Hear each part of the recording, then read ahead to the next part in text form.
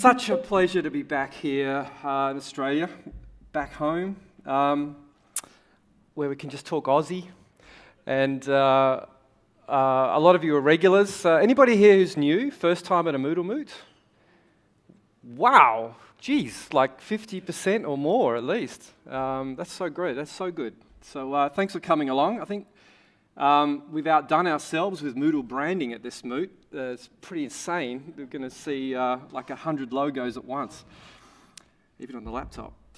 So look, I'm going to talk about what I've been doing lately, the last year. Quite a lot of stuff since the last conference here in Australia, which was in Brisbane about 9 months ago. Company, what we're doing basically. And then start getting to the future stuff, which is where things get interesting because we're living in very interesting times. So I come from Whoop Whoop, about here. I'm Australian, but I'm half German and half Greek. My parents are German and Greek. So I've always sort of regarded myself as a citizen of the planet. Of course we are, right? It's just a little ball, we all live on there. Lately, I have been going around that ball a lot. So last year, I did 380,000 kilometers. It's about 10 to 12 times around, and 64 cities. 50% of my time I was on the road. So I'm getting pretty good at packing. There's a photo there, that's the UK Moot. That's me with some gorillas in Rwanda, which I know it sounds really stereotyped, but it is an amazing experience. Yeah, that's over in the Philippines, and that's France, and this is the Australia Moot last year, and that's Africa, South Africa. That's the Barcelona office, the Moodle office. And I'm going to a lot of Moodle conferences, but I'm also going to a lot of non-Moodle conferences and having a lot of meetings with various organizations and things. The reason I can do that is because Moodle is very pervasive in the world. In fact, in many places, much more so than here in Australia. That's the current sort of statistics. We have 106,000 plus registered Moodle sites, and they're only the ones who registered. But really interesting is looking at the deltas here, because in about 2 months, they increase something like this. There's like 3 million new users every 2 months, and 8 million forum posts, and 200 million quiz questions. So it's a lot of infrastructure, a lot of responsibility on the project, and it also means that I can get a meeting with a lot of people. I can just say, hey, let's have a meeting. They go, oh yes, oh yeah, Moodle, we heard of that, and I can get in the door. So there's a lot of doors I can get into. And so I'm starting to really use that. I'm starting to think, how best can I use that? These were some statistics from mid last year. It's around 60% of higher ed is using Moodle globally. And mostly you hear news that comes out of the US because the US dominate the English-speaking internet, and so you'll often hear about that. But what you don't hear is all of that. And I'm visiting a lot of that.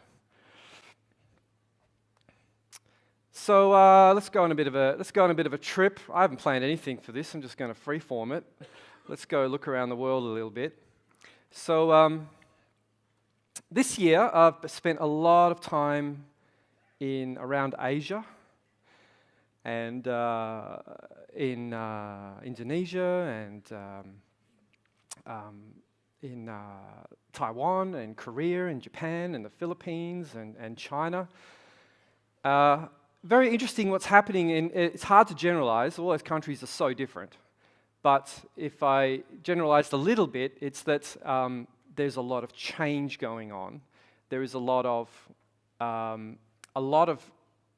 people trying to upskill very quickly, like as a nation, and there's a lot of training initiatives going on, and there's a lot of not only Moodle, a lot of local products, a lot of things being tried. There's a lot of centralization, a lot of SaaS platforms popping up, and all sorts of government initiatives, and it's incredible. But there's not many other software products in the world that can talk to the education ministry in Cambodia and say, hey, why don't you run a Moodle Moot? And they say, oh, that's a good idea, yes we will. Because we are an open source project, it works. Gosh, China's interesting. Anyone been to China recently? A couple of people. I was amazed actually. You walk in the streets, it's just silent. There's cars and bikes everywhere, but they're all electric now. It's just quiet and clean. Super, it's like going into the future. It was surprising actually, the level of tech around the place. Also, they don't have Google much. They don't really use it. They don't use Android apps. They don't use Apple that much either. They have WeChat and maybe a couple of other apps. And the WeChat app does everything. So they have apps inside that app. If I wanted to, give you $10, you just open your WeChat app and you have a QR code, and I just blip and I pay you $10 immediately. Well, not dollars, obviously, but they're working out a lot of things. Of course, the government's hand is in everything, and the surveillance thing going on there is quite an interesting story. And there is Moodle everywhere. I discovered in Beijing the world's biggest Moodle site only a couple of months ago. 2 million active users. Like they have 3 million users total, but there's one university has 2 million users. 20,000 users are accessing their Moodle site in any given moment, like concurrent users. Like it's enormous scale. So if you worry about whether Moodle can scale, there's a very good example right there. They're holding the Moodle Moots next year, if you want to go, in Beijing. And we thought, well, let's go for 1,000 people. Why not? Because there's so many people. There's so much going on there.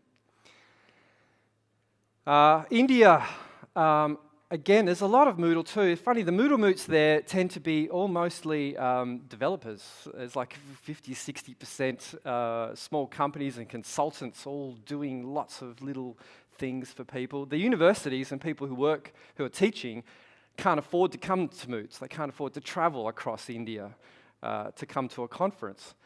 So we finally realized that second, third time around. So next year what we're going to do is a traveling road show. We're going to have like a one-day event and maybe 5 or 6 of them and go to different cities. And I'll probably get a T-shirt printed up with a tour. I've always wanted to be a rock and roller. And we'll do a rock and roll tour through India. Africa, it's like 90% Moodle there in so many places, and I haven't been there so much. Rwanda, beautiful country actually. Rwanda, Australia could learn a lot, and this is something I've noticed a lot in these countries that we often characterize as developing, and they need our help. Geez, we need their help. Like when I go to Rwanda, the place is so damn nice, and they're advanced in ways that I wouldn't have expected. So. They had a genocide in '94, 1 million people killed in 100 days with machetes and pushing them into holes and things like that. Like how horrible! Just comprehend the scale of that. 1 million people in 100 days, and a lot of you probably remember it on the news. But it was kind of a blink, right? Just kind of blinked by on the news. There's a few pictures. I don't think we really grasped it. When I was there, I could really see it. And the whole country is reeled back from that experience, which was created by Europeans, incidentally, Belgians and French, over 20 years. And they've gone, no, we're going to change how things work here. And they do things like, for example, every month they have a community service day. And everybody from the president down gets out in the streets on a Saturday morning and they pick up rubbish. They dig trenches for optic fibres, they paint schools, they do work in their local communities. Then at lunch, they all brought their lunch. Groups of 200-300, they sit down, have lunch together, and they pass a megaphone around, and everybody can have a bit of a spray about what they think should be done next month. And this kind of community building and community spirit. I mean, wouldn't it be awesome if we did that here? Like, we are doing it here. We've got 300 people here for this. But imagine if we did it every month with our neighbours. Instead, we have, you just got to look at your Twitter feed, look at what's going on in the world, right? It could be probably fixed with a little bit more humanity. Later this year, we are having a conference in Côte d'Ivoire, in Abidjan. And that's going to be really exciting, actually. Europe is Europe. Very, very established Moodle stuff in Europe. Actually, tonight I'm flying to France this evening for the French Moodle Moot, so I won't be able to stay for the party, and I'm really pissed off about that, but I have to get there. The same thing happened last year, actually. That's some of you might remember. South America is again so much going on. There are some very, very large things here. So in Central America, Mexico, there's a university called UNAM that's been using Moodle for 10 years. They have something like 350,000 students. And they're very, very capable. They've become a kind of a Moodle service organization for Mexico. They're helping all these other universities with it, and they have very advanced use. I dropped a tweet. I said, hey, I'm going to be in Mexico City. If anyone wants to get together, let's do it in a week. And the next Saturday, we had 200 people, nearly this, in a room, and we had an impromptu Moodle Moot on a Saturday morning at the university, and then we all went out afterwards. It was the Day of the Dead, where everyone dresses up like skeletons and stuff. It's insane. So the US, I just don't want to go there anymore. No, I do. I love the people there, but God, they're having a lot of trouble, aren't they? I hope they can sort that out. Anyway, I won't go on about this too long. Let's get on with the presentation here. So, what's happening in the company?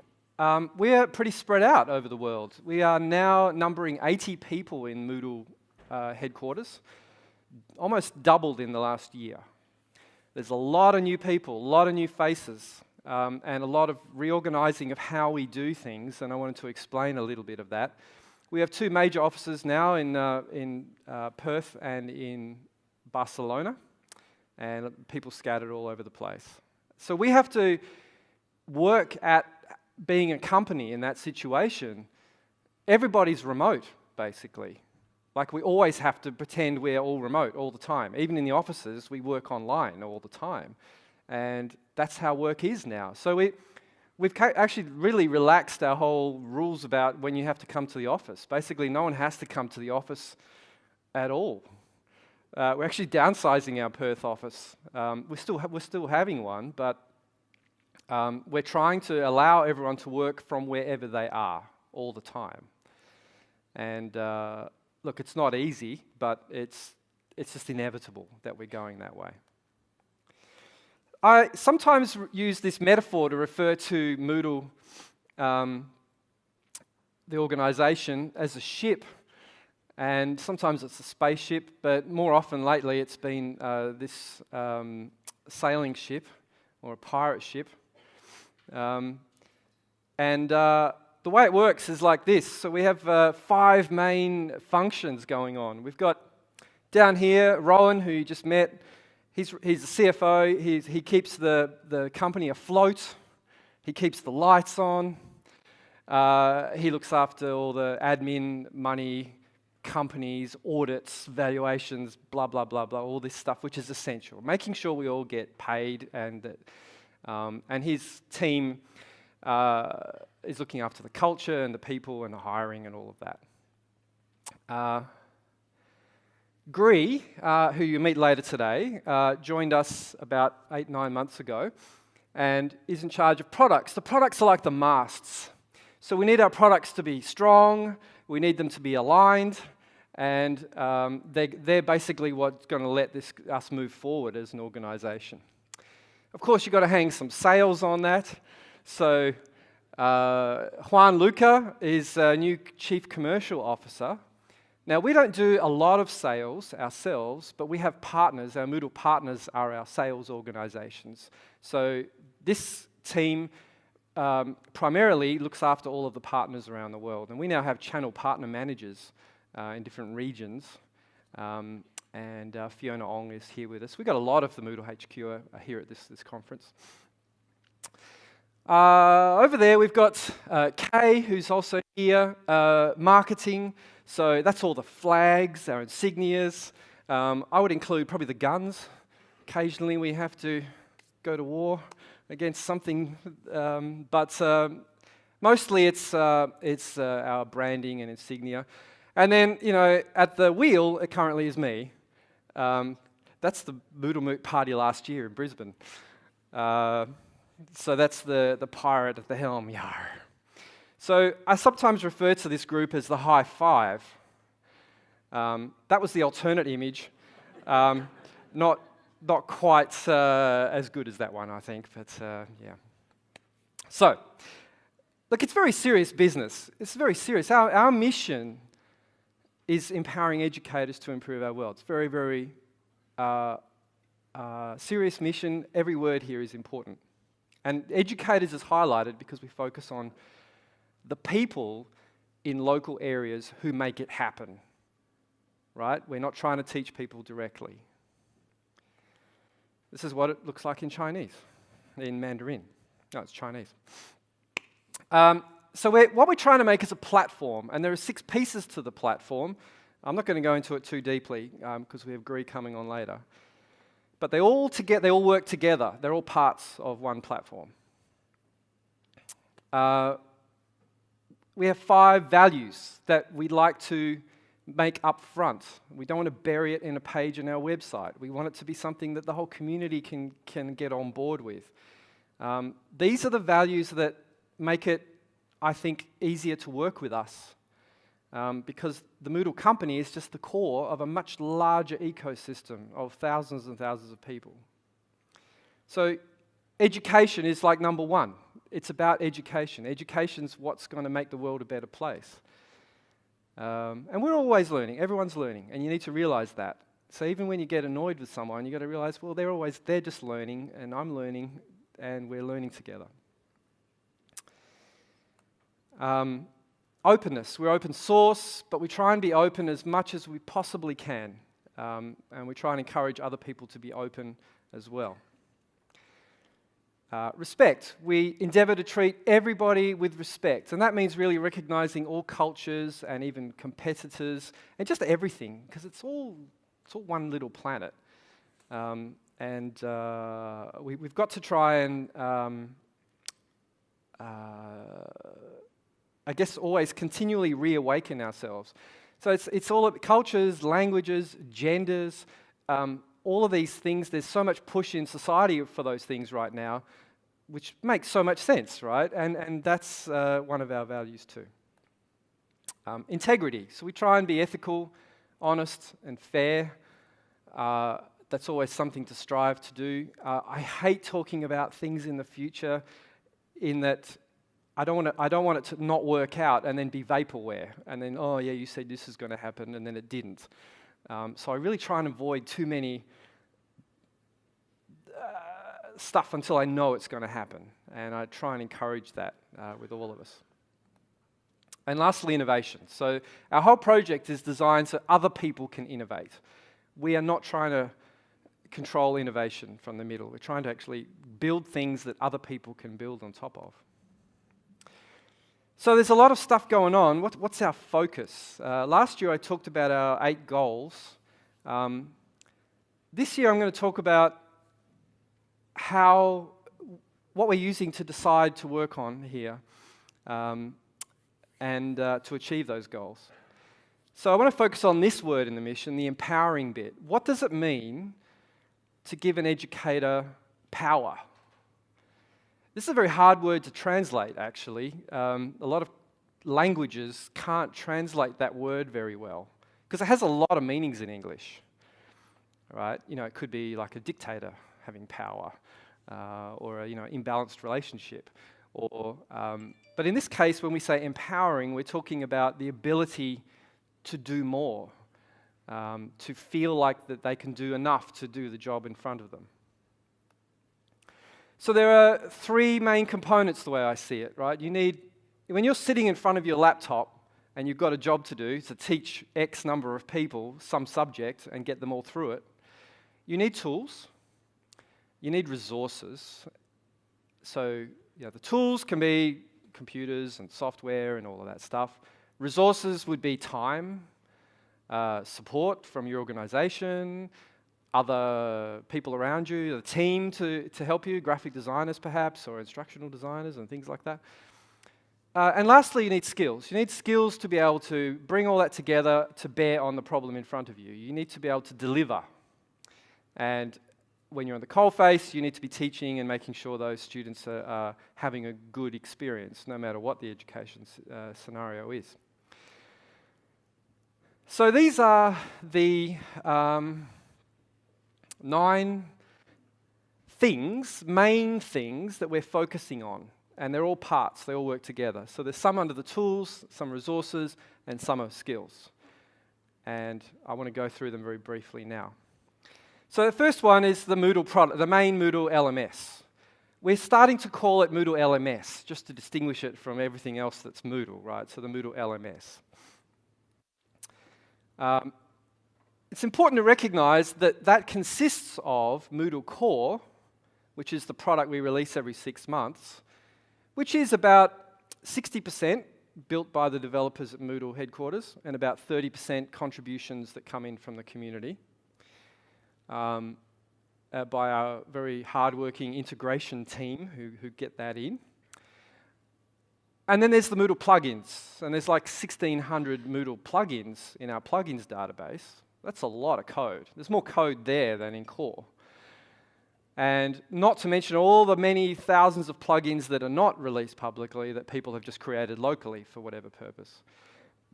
Just because you've added a few plugins to it doesn't mean it's not Moodle LMS. It's still Moodle LMS, so that's why I'm including them in this diagram here. That means that a lot of what we do is actually support those people.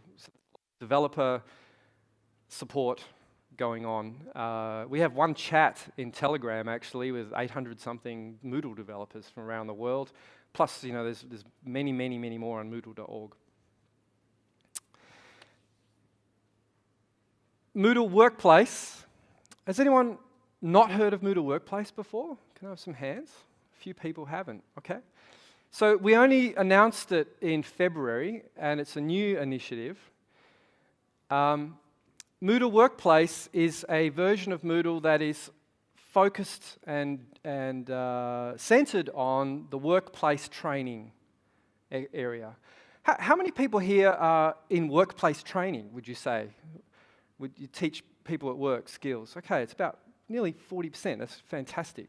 How many people here are higher ed? Definitely university or further education. Okay, I confused it by saying further education, didn't I? It's about 40%. How many people here from K-12 in schools? 1, 2, that went up fast, it was good to see. 3, 4, 5, 6, 7, not enough. We have to work on getting more of you here. We need some help on that. How many others? Any others? Yeah? What do you do? Oh, no, you're working at Catalyst, that doesn't count. Okay. So yeah, there's a lot of people who are working on Moodle services around the place. So what Moodle Workplace is there's Moodle Core. Moodle plugins still work. You put any Moodle plugin on top. You have to be a bit careful sometimes in case they conflict with this set of plugins. This is the workplace plugins, and quite a big investment's gone into that. Spent like I don't know, at least a couple of $1 million on this. So this is a set of plugins that bring a whole lot of extra features to it. I'll let Gree explain more, but I wanted to just explain that Workplace is made up of these pieces, and that our plan is that some of these features will come into Core over time, but not immediately. And you can see there's a bit of a different brand. It's really focused at that market. It turns out 60% of our revenue for Moodle comes from this sector. That's why it was worth making something for that sector. We make Moodle apps. So the Moodle LMS has apps. There's two options. You can get the free app, or you can get a branded app. And we look after both. They have almost the same functionality. This a little bit extra functionality, but the main thing is it's branded. Looks like your brand. And same for Workplace. There's like a Workplace app and there's a branded Workplace app. We have Moodle partners. We got a lot of Moodle partners. There's like 90 Moodle partners around the world. Here's some of their logos. All sorts of companies, big and small, that are working together with us and helping to support the Moodle project. The most of Moodle development is paid for by Moodle partners. The ones you need to worry about are these three lovely people. Catalyst, eCreators, My Learning Space, all of them are here. All of them have quite a contingent here, so talk to them if you have any services needs or you want to just get some advice. All of them have been partners for quite a long time now and are really good at their jobs. We also have integration partners. We have only a few right now, but the plan is to really expand this quite significantly. It's taking a long time to add them because we had a couple of misfires where we started to add some integration partners and then we found out that their code was crap. Let's put it that way. So it wasn't going to do anyone any favors to us to recommend, hey, use this if it's going to be bad performance or whatever. It's nobody's fault, it's just the integrations weren't good enough to be used in all the many places where Moodle needs to be used. So we brought in a lot more quality checks, which is slowing the process down. But what I would like to say, if we're going to put the Moodle name behind an integration, that we've checked it, we've reviewed it, it has a certain level of quality. But you will be seeing some more coming out in the near future. Moodle Cloud. That's a lot of Moodles in the cloud. It's about 38,000 currently. It's a really active system and growing, and it's all mostly small Moodles. You won't be running a university on there, but it fits a lot of cases, and it's really interesting for us to have some direct experience of people using Moodle. We have the Moodle Net project, which is finally available in a sort of beta form. We're just testing it. And what it is your Moodle site will be able to connect to a MoodleNet server, which connects to all the other MoodleNet servers around the world. And it forms a kind of a network. It's a federated network. There is no central dependency. There is a central server for searching. You can search them all. So they're all going to be publishing information to a search server, but everything is streaming around to all the servers. And it's harder to build something that way. It's not based on Moodle. This is a whole new code. It uses Erlang as a language and Elixir as a framework. It's all new technologies. It is open source, uses ActivityPub standard protocols, and it's really coming along quite well. It's a social network in the end.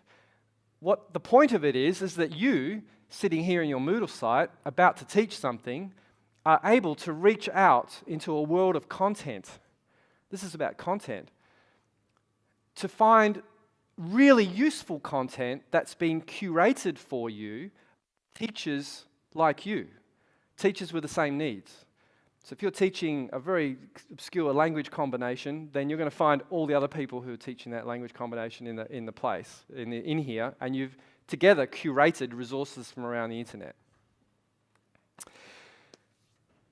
We have development partners. So there's quite a lot of projects on the go. These are all organizations that we have things in various stages with or have done recently. I'm very, very interested in working with these guys and those guys and the World Bank down here. When I was in Africa last year, a little lady came up to me, about this tall, and really lovely Indian auntie, and she says, "Hello, I'm your biggest fan." And I said, "Who are you?" And she says, "I run the e-learning division at the World Bank." And I went, "Wow." And she goes, "We've been using Moodle for 10 years. And every project we do at the World Bank, we use Moodle." And I'm like, "How?" And she goes, "Well, we loan money for these big projects, development projects. We want to make sure they succeed. There's a lot of training to do. Everybody needs to learn. We implement a learning management system. We use Moodle." And I'm like, "Why haven't you ever called us before?" A couple of months later, I went and visited, spent a couple of hours talking with the whole team. And so we're going to be working together a lot more. It really makes a lot of sense for development organizations, because they have a lot of projects, to work with open source, because we have a lot of code and a lot of need for funding. But that funding goes into something that has a wide social impact. If they need something added, we put it in Moodle, you all benefit. And so that helps their project succeed because it has a bigger social impact. It helps us because we get funding, and so they work well together. And so that's why we're pursuing more and more of these projects. A few months ago, I joined the board of the Open Education Consortium. And we're working with them pretty closely on a number of things. They're mostly focused on OER, I would say. Most of their members are about open education resources, but it's not only about that. And so I'm there really pushing the technology stuff. Let's get more focus on technology. IEEE are doing a lot of useful things, standards arena and education stuff. Every time I go and visit those guys, I try and wake them up a little bit, because it's usually quite old professors and they're young PhD students who are, doing the presentation at the end of their research, and they've done some project which is great and it's about e-learning, and maybe 30-40% of them used Moodle. They publish the research. Done. What happens? Doesn't go anywhere. Nothing happened out of it. I'm like, come on, work with us. Work with the project. Again, get your stuff into the world. And the Moodle Users Association is a development organisation that we started, but we're not running. They're independent. And anybody here a Moodle User Association member? Got a couple? 1, 2, 3? Not enough. Join it. So this association decides on and pays for new core features. So if you've got something you really want to see done, you can suggest it in the association. If everybody likes it and votes on it, it gets picked and done. So it's a shortcut on the roadmap. Lastly, that was all about resources, different things we're doing for resources. Skills. So the Moodle Educator Certification Program, look, ultimately, you're going to get a certificate. And it's going to look something like this. And there are 22 competencies possible. If you were here yesterday, you would have heard Solange talking a lot about it, about particularly one of them. And I'll let Gree talk about this more later. But this is our initiative to help improve the level of knowledge and the competencies to teach online, particularly with Moodle. And finally, Moodle conferences. We have a lot of Moodle Moots around the world. They were last year, and they're all happening again this year too. And that's the French one, where I'm heading tonight. Phew. For the first time, we're holding a global Moodle Moot this year. We've never done this before. This will be a regular event. It's always going to be in Barcelona. It's a little different. It's still a 3-day conference, but everything will be translated in English and Spanish. It'll be bilingual, which covers a quite large proportion of the world. Also, our plan is to have every moot in the world find a bit of budget to choose somebody from the moot, probably like the best paper or by some criteria they come up with, to pay for them to go. Because I am so lucky. I am meeting groups of people all around the world and all these different cultures. And Moodle's done differently all around the world. And I kind of want them all to meet each other. So if we can get 1 or 2 people from all the moots coming into this thing, it's going to be great. So this replaced Moodle Spain. It's just grown into this larger thing. And it's a beautiful, beautiful city. I'm actually going to be moving there slowly. Still getting there. I'm kind of really easing into it. All right, lastly, I want to get into some future stuff here. What's this mean? Improve our world. There are really bad things happening. This has got to be top of the agenda, right? You can't do anything else unless we fix this. Inequality in so many ways is getting worse and worse. In most parts of the world, we're trending towards greater inequality. Pollution. We are polluting the planet. I can't believe in Australia we said, we're not going to use plastic bags anymore, as this tiny little initiative, really, in the scheme of things. But we couldn't even get that right. Now you just get a thicker plastic bag that breaks. And it's just crazy, but it's a start. I'm walking out of the supermarket with armfuls of stuff sometimes.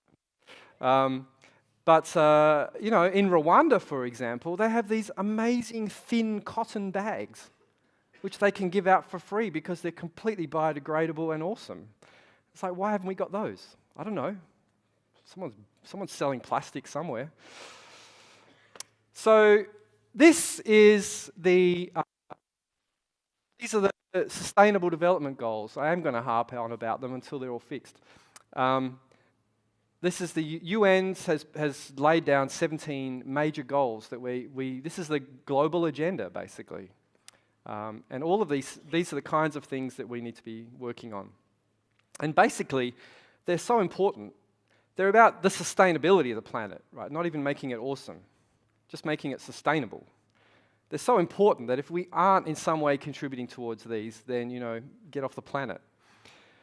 Now, Moodle clearly is connected to quality education, as a lot of you are. But education is what drives all of it. It's literally the most important one. So I think we need to be thinking a lot more long-term.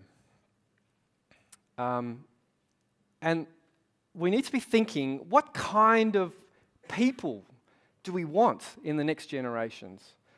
We want people who think globally, who are multiculturally aware, who are environmentalists, who are caring people, right? People with heart, who are citizens, who are interactive, who get involved. Unfortunately, our governments are just not really helping that much, particularly in Australia. But no, in a lot of countries, because just the design of democracy in most countries is just not really, it's not working out. A lot of people are getting critical of the whole bloody design of it. Because there's these election cycles and, money is playing a huge role. The corporate world is getting more and more of an influence and lobbying for certain things, and they're not thinking long-term towards that, right? They're thinking short-term, next elections. It's the system. I don't blame the people, but it's the systems. The big companies that are dominating the planet these days are focused on profits. Profit is extra money. So you've done the business, you've got leftovers, that's the profit. Why? Oh, well, who does that go to? It goes to just a few people who own the business. That's not great. That means there's a lot of exploitation going on at some level. It doesn't make sense to charge for digital copies of things, right? Physics says it doesn't make sense. Once you've made something, to duplicate it costs zero. Like you're making some electrons, you're moving some electrons around. That doesn't cost anything. So to charge for it is to try and replicate some older model where you sold things, and to try and bring that in the digital world. It doesn't make sense. That's why open source makes sense. NGOs are doing some great work. They are doing it in pieces. I literally sat last year in Online Educa in a room with 12 or so NGOs who had all built courses teaching the SDGs, and they'd all built the same ones, again and again, like separately. And they were all using Moodle too, which made it even funnier. And we're all in the room, and I'm like, come on guys, why aren't we doing this together more? We've just wasted a lot of public money here. So standards are a good thing. Once you have standards, you kind of force a lot of behavior. You know, if you say, we're going to have a community day, if the president says they're going to have a community day once a month on a Saturday morning, becomes standard, you know, peer pressure, right? You just do it. If roads make you drive on the left or the right, you do it. If we can force people to have the right behaviors by taking away plastic bags was a good try. Then you know you can drive a lot of behavior through standards. But it's not the full answer. All of these things have got to come together for the common good. And I think the best thing we can do as a species is get those SDGs into the curriculum at every level, and soft skills as well, right? Critical thinking and interpersonal relationships and all those things. How do we get that into every curriculum? And I think we need to do it through a global open infrastructure. When I say every curriculum, I mean every curriculum. So if you're teaching engineering, you might think, well, there's not much room for me to talk about inequality. But yes, there is, because you're going to have examples in your teaching. The examples can show some example of inequality in which you apply engineering to fix that problem, for example. If you're teaching mathematics, you can say, what's 10 minus 4? It's 6. Or you could say, hey, you have 10 apples, and you give 4 apples to a homeless person on the street. Now how many apples do you have? Right? So it's all just approach. And if we build that into content, if we build that thinking, we can start changing minds and creating different sorts of people. When you fly around the world, there's no borders. You know, when you look out of a plane, it's just a continuum. Open infrastructure lets ideas spread really rapidly. They kind of ignore, Moodle got into 60% of higher ed, not because I went through any governments or any policy making or anything, just made it open, like a virus.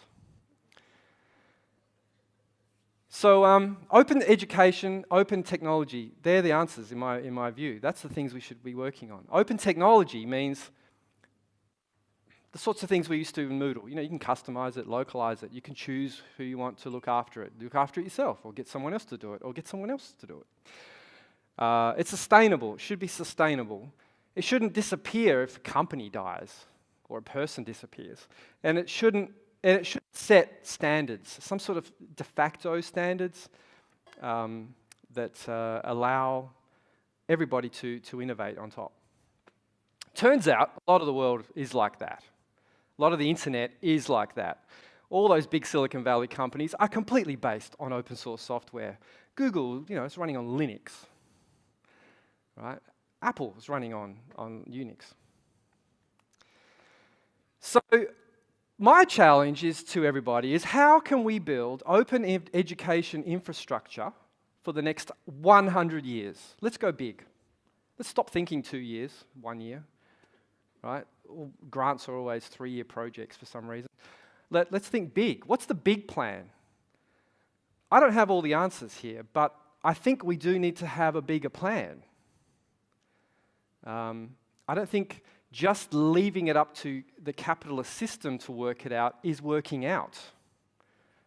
We're getting down some very dangerous roads. People are, some people are controlling a lot. Some people have agendas that aren't for the many. It's got music, this one. So we're having a conference. We are starting a conference called Open EdTech. It's going to be in Barcelona in November. It happens to be the 2 days after the global Moodle Moot. But it's not just for Moodlers. This is for everybody interested in open education technology and building that plan. It has a theme song, which I made myself. Thank you very much. It has a website, openedtech.global. Whoops.